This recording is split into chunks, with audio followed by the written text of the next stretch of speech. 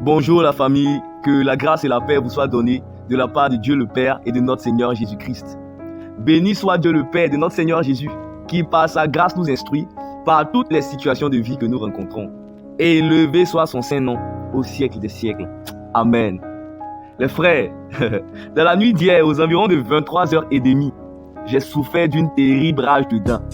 C'était vraiment terrible. Et même à mon pire ennemi, je ne souhaiterais pas de souffrir d'une telle douleur à cause d'une carie dentaire. À cette heure, il était plus que certain qu'il me serait impossible de me rendre dans un cabinet dentaire et que je devais obligatoirement attendre jusqu'au matin. Mais comment tenir jusqu'au matin? C'était cela le véritable problème. Et ma tendre épouse, partageant ma douleur, a sorti tous les antidouleurs que nous avions à la maison. J'ai presque tout bu, sans que cela ne fasse le moindre effet. J'avais toujours aussi mal. En cette nuit, elle s'est même débrouillée pour écraser des clous de girofle que j'ai mis à l'intérieur de la carie, mais toujours rien. Elle est restée là auprès de moi, souffrant avec moi, luttant du mieux qu'elle pouvait pour surmonter la fatigue de la journée épuisante qu'on a eue, surtout qu'elle devait se rendre au travail très tôt le matin. Elle a lutté contre le sommeil pour trouver des solutions avec moi, mais étant impuissante face à ma situation et étant limitée dans sa condition humaine, malgré tout l'amour qu'elle a pour son très cher mari, à un moment, elle a fini par s'endormir à cause de la fatigue, sans même s'en rendre compte. Je ne pouvais pas lui en vouloir, car humainement, elle a fait tout son possible pour soulager son époux que je suis. Que Dieu la bénisse encore pour cela. Mais j'étais maintenant tout seul à supporter ma terrible douleur. Ma dent, ma tête, tout était en feu. Et c'est dans cette douleur solitaire, où je n'avais plus aucun recours, humainement parlant, que j'ai compris qu'en fait, il peut arriver certaines situations dans la vie d'un homme où il se retrouvera tout seul. Et il se rendra compte que malgré tout l'amour que ceux de son entourage peuvent avoir pour lui, ils seront incapables de le soutenir à ce moment-là. Parce que l'homme est limité en capacité, limité en force, limité en intelligence, en sagesse, limité en amour. L'homme est limité en toutes choses. Cet homme, Marc 5, le fou de Gadara, avait une maison autrefois. Il avait des vêtements. Il avait une famille. Il avait peut-être une épouse et des enfants. Mais lorsqu'il s'est retrouvé dans cette condition de folie, il a dit qu'aucun homme ne pouvait le dompter à ce moment. Il avait été enchaîné à plusieurs reprises et avait brisé ses chaînes. Personne ne pouvait le contrôler. Il était nu. Et il était nuit et jour dans les sépulcres. Il dormait maintenant au cimetière. Malgré tout l'amour que sa famille pouvait avoir pour lui, il s'est retrouvé dans une situation où ils étaient incapables de lui venir en aide et de le secourir. Il était devenu violent. Il était même un danger pour eux. Et tous ceux qui l'ont connu autrefois, qui l'ont aimé, ont été obligés de se résoudre, malgré eux, à l'abandonner ainsi.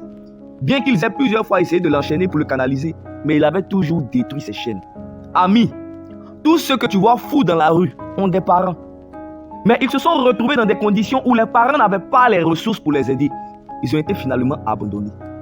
Malgré tout l'amour que tu as pour un parent qui souffre du VIH, SIDA, lorsqu'il se retrouvera en phase terminale de cette maladie, tu seras dans l'incapacité de le guérir. Par ton amour, malgré tout l'amour que tu as pour lui, tu le regarderas mourir dans cette condition difficile.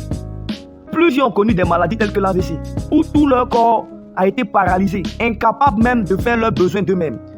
Ils ont vu parents, amis, époux, épouses, enfants, connaissances les abandonner dans cette condition. Mon frère, sache-le, malgré tout l'amour que ta copine, ta mère, ton père, tes frères et sœurs, tes amis et connaissances ont pour toi, il y a certaines conditions de vie dans lesquelles tu peux te retrouver où absolument personne ne pourra te secourir, où tu seras abandonné à ton sort. Mais dans un moment pareil, dans une telle condition, cet homme, le fou de Gadara, qui souffrait de sa folie, dans cette condition dégradante, torturé par des démons de toutes sortes, là où tous l'avaient abandonné, rejeté, humilié, là où il se frappait les nues avec des pierres et qu'il poussait de grands cris dans cette situation, qui semblait sans espoir, c'est là où le Fils de Dieu est passé par là. C'est là où Jésus-Christ, le Saint de Dieu, le Roi de gloire, est passé par là. Il n'a pas considéré la nudité de cet homme. Il n'a pas considéré son odeur. Il n'a pas considéré son hostilité. Il n'a pas regardé à ses péchés. Il s'est approché de lui et lui a accordé la délivrance. Il s'est approché de lui. Il l'a guéri. Il l'a restauré. Il l'a libéré. Oh frère, qui sur cette terre peut t'aimer comme Jésus-Christ t'aime? Qui peut te secourir comme Jésus-Christ secourt? Qui peut te sauver comme Jésus-Christ sauve? Sa main à lui n'est pas limitée. Son amour n'est pas limité. Ses capacités ne sont pas limitées. Sa sagesse est illimitée. C'est lui qui peut secourir et guérir le malade en phase terminale. C'est lui qui peut relever le paralytique. C'est lui qui peut libérer l'alcoolique de son alcoolisme. C'est lui qui peut redonner la vie aux morts. Mon frère, ma soeur, toi qui n'as jamais le temps pour Jésus à cause de ton travail, qui ne veut pas accepter Jésus à cause de ton copain, de ta copine, avec qui tu couches sans le mariage. Toi qui as peur d'accepter Jésus-Christ à cause de tes parents, de peur qu'il te renie. Toi qui ne veux pas de Jésus à cause de ta religion. Toi qui ne veux pas de lui parce que tu ne veux pas abandonner ta maîtresse ou ton sugar daddy. Toi qui ne veux pas de lui parce que tu n'as pas fini de profiter des plaisirs et des richesses de ce monde. Un jour, tu seras tout seul. Un jour, tu te retrouveras tout seul. Et ce jour le plus certain pour toi sera le jour de la mort. Ce jour-là, ton patron ne sera pas avec toi. Ton père, ta mère, tes frères et sœurs ne seront pas avec toi. Ta maîtresse ne sera point avec toi. Ton sugar daddy ne sera pas là. Le prêtre, l'imam et le pasteur ne seront point avec toi. Ton banquier ne sera pas là. Les bars et maquis et boîtes de nuit ne seront point là. Tu seras seul face au poids de tes péchés. Et au jugement du lac de feu qui sera présenté au devant de toi pour l'éternité. C'est ce jour-là que tu te souviendras de la bonne nouvelle qui t'a été prêchée lorsque tu étais encore sur terre. Le salaire du péché, c'est la mort et l'étang ardent de feu et de soufre qui est la seconde mort pour l'éternité. Là où les mains de tous les hommes sont limitées et incapables de te sauver face au châtiment de la mort à cause du péché. Là où ton père, ta mère, tes frères et sœurs ne peuvent pas t'aider car eux-mêmes ont péché et devront mourir aussi comme toi. Là où ton imam, le prêtre, le pasteur ne pourront pas t'aider car eux-mêmes ont péché et devront mourir aussi comme toi. Un seul a vaincu le péché. Un seul n'a point péché. Un seul ne t'a pas abandonné dans ce combat. Un seul t'a aimé au point d'accepter de porter la saleté de tes péchés. Un seul a accepté de mourir à ta place pour que tu reçoives le pardon des péchés. Un seul a accepté d'être frappé, humilié à cause de toi. On lui a arraché la barbe. On pouvait compter tous les os de son dos. Tant il a été écorché par le fouet des Romains à cause de toi. Un seul a accepté la mort à cause de toi.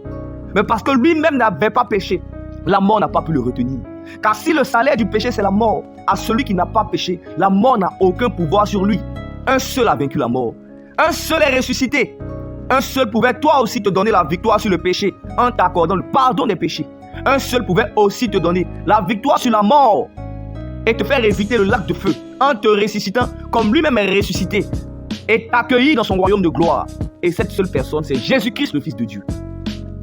Mais tu avais le temps pour tout sur cette terre sauf pour lui seul.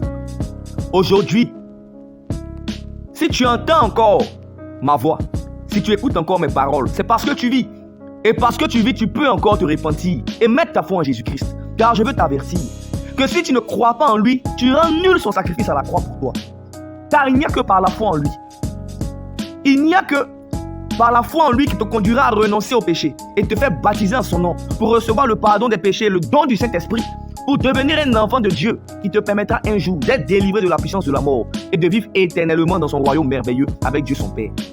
Hier soir, quand je souffrais terriblement de ce mal dedans, étant resté tout seul dans mon lit, j'ai crié à mon Sauveur, à ce grand roi qui ne dort jamais, qui est assis sur son trône, ayant constamment les regards fixés sur ceux qui lui appartiennent. Et du haut du ciel, il m'a répondu. Il m'a permis de commencer à écrire cette exhortation. Et plus tard, il m'a apaisé et je me suis endormi. Et toi, mon frère, le jour où tu te retrouveras tout seul, complètement abandonné de tous, le jour de la détresse, le jour de la souffrance, le jour de la mort, à qui crieras-tu? Qui viendra à ton secours? Qui pourra te sauver? Réfléchis bien et choisis Jésus-Christ aujourd'hui avant qu'il ne soit trop tard. Que Dieu te bénisse.